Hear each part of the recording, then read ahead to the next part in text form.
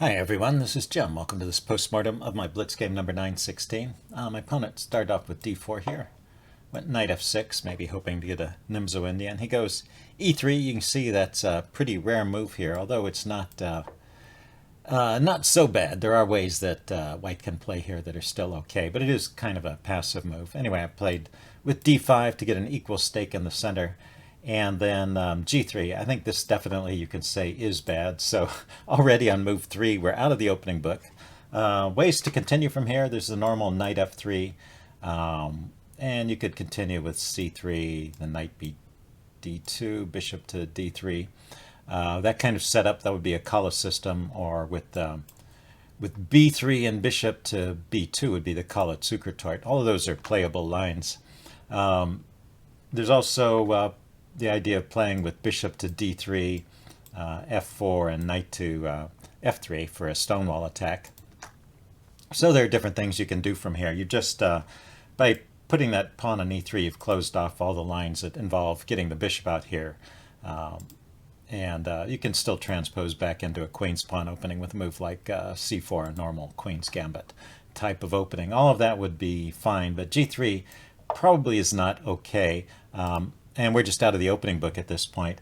Looking at this with a chess engine, the best move would be bishop to f5 or bishop to g4. Put the bishop on one of those two squares, taking advantage of all the light squared weaknesses that white has created here. And it makes a lot of sense. Get the bishop out before you block it in with e6. So e6, not the best response, but still okay because white is playing so passively. There's nothing doing here. And then I was kind of provoked at this point by white's play, and I played h5. Now h5 is not the best move there. I think normal developing move, or even c6 would be better, but it's not a bad move either. It's not like this gives a big advantage to white or anything. The chess engine would respond to this move. It would play either with the h-pawn. The h-pawn could come forward to h3 or h4, but its top choice was actually knight g to f3. That makes a lot of sense.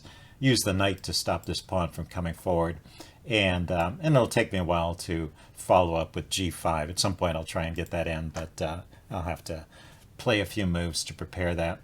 Maybe get castled the other side and bring a rook over, something like that. But it's still a game there. It's not like either side has any big advantage, because white has played very quietly too. So even with best play, black is still okay after this h5 move. And after bishop g2, definitely pushing on to h4 is the main idea here. And let's see, he played c3, so he's sort of ignoring things over here, although at this point some lines are going to get opened up against the king side, so he can't really stop it. So I took here, and he took back with the f-pawn. The chess engine would actually take with the h-pawn. I wasn't sure which was better myself, because the f-pawn gives white some counterplay, but the chess engine definitely preferred opening up the h-file like this. And this is kind of an interesting position. Let's see, knight bd7 was given as the continuation. I don't know, I might have come out with the bishop there and the knight there so I could castle queenside quickly, but actually in this position you don't really need to castle queenside. Well, you don't need to do it in order to connect the rooks, at least. So you could later consider following up with a5, a4, and use this to get the other rook into the game and keep the king in the center, where it looks pretty safe. You have a solid central structure, and so does white for that matter. So that could lead to a very unusual game.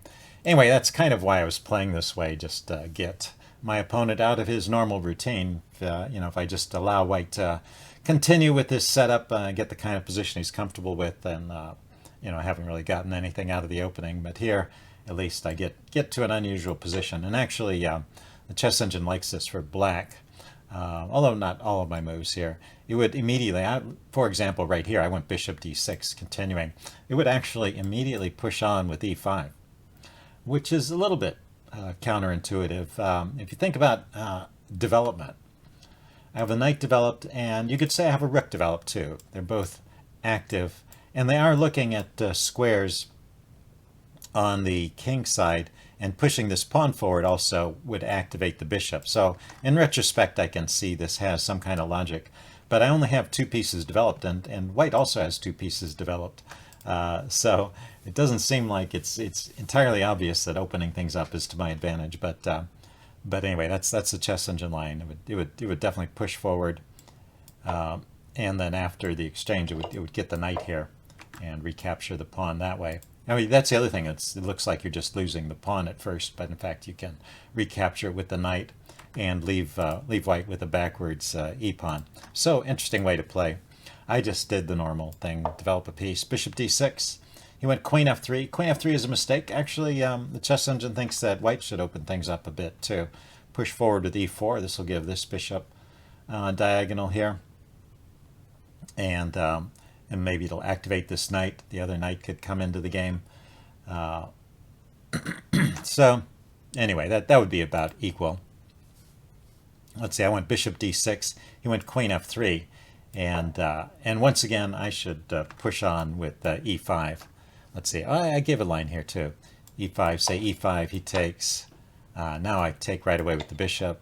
He goes knight e2, getting his other knight out. And I go bishop to g4, chasing his queen around. And this kind of points out what's wrong with that queen f3 move. Cancel that. The queen f3 move, you know, the queen is over here, where I've got all of my pieces pointed. So it's kind of walking into the danger zone. And, you know, it's just going to get kicked around and gain some tempo. So that's why keeping the queen back, pushing the pawn forward, activating the minor pieces is probably the way to go. And, you know, having the queen come out can be sometimes effective early in the game if it makes some threats, but it's not actually even threatening anything. It's just making itself a target.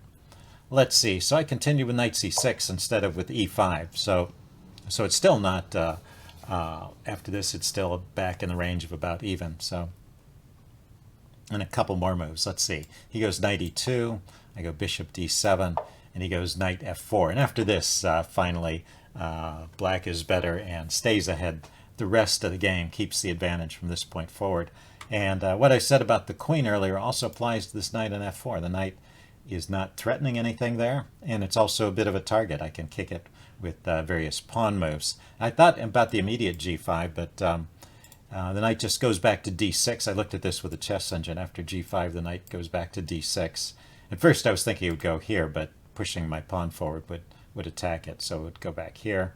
But it seems I don't have any great follow-up after that, so that's still okay. Actually, the way I play this is one of the top choices of the engine. Just get the queen out of the way so I can castle and bring a rook over to the king side and exploit the open lines I have over here on the king side. And g5 is an idea that's coming up later, as well as e5. Let's see, he played b3, which didn't help. I castled. He went bishop b2, and now I did push on with g5. So all of this, the chess engine all through this was suggesting e5, and I finally eventually get to it on the next move. But g5 it thought was good at that point too. Let's see. So he dropped his knight back to d3, and now I go on with e5. And this opening up is definitely called for because it's pretty clear that the king being in the center is not safe, and his pieces are just not well coordinated, and I'm pushing on with the threat of this fork. Now he did kind of cleverly manage to avoid, well, if he takes, we'll get a similar kind of line that we saw before, where my knight gets activated here and he has this weak e-pawn. So rook f1, I don't know if that's the best response there, but it's not illogical. He's if I push forward to go for the fork, he's going to try and grab my knight here. So I got my knight out of the way with knight g4, and then after I made this move, I realized, well, he can actually take on f7. So I was kind of curious about this, what the chess engine thought of this. I thought I would still be fine here, and in fact, after queen takes f7, I could just take the h-pawn, and I'm threatening the bishop. The important point is that my queen is defended here. I don't know, he could grab another pawn here, but the chess engine line goes like this. Queen takes, knight takes, I guess, to defend that pawn, and then rook to g1 to defend the bishop, e4, knight goes back to f2, and then all these pawns are hanging. Bishop takes g3, knight takes e3. Things are just falling apart. Let's see if we back up here. What about this idea of queen takes pawn? Let's see if I can figure this out.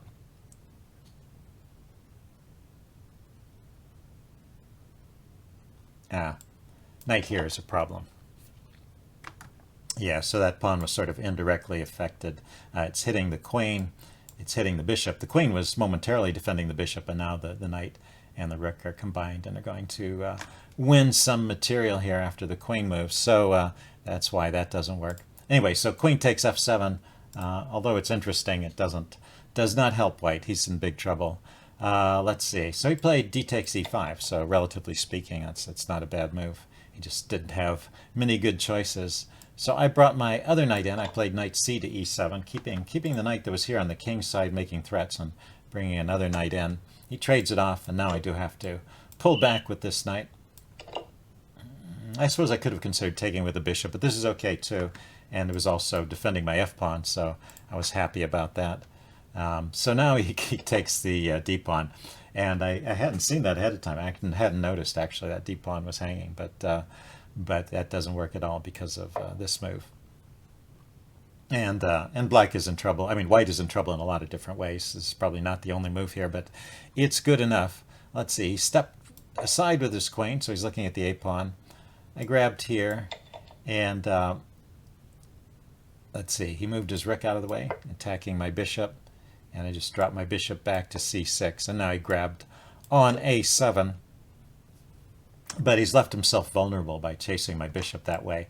So I bring my knight into d3 with a big check. He played king e2, and I took the knight. I mean, I took the rook with my knight. So here he could have gotten a check in, but this wouldn't have helped. I know I just stepped my king aside. This queen's got to move back somewhere. It doesn't actually have many good squares. Can't go here or here. Could go here, I guess, or here. But I'm still going to be able to break through and be a rook up here. So this all looks good for me. He tried king takes f2. I brought the rook in. He dropped his king back to g1, and then he resigned without letting me find the mate here. But if you want to, there is a forced mate. So if you want to see if you can spot the mate. Okay, I'm going to give the answer away now. Pause the video if you want time to think about it. The forced mating sequence goes like this. It starts with rook to g2 check, and the king only has 2 moves. And if he goes to the h-file, the other rook comes over, and that's mate. So he has to go this way. And then the queen comes over with the check, and well, once again, there's not much he could do. I suppose he could interpose with the knight. But the king keeps running. Queen here. King keeps running. And there. And that's the forced mate. So anyway, it was all over at this point. And so he didn't resign too soon or anything. Kind of a fun game. Hope you guys enjoyed it. And I will see you later. Bye.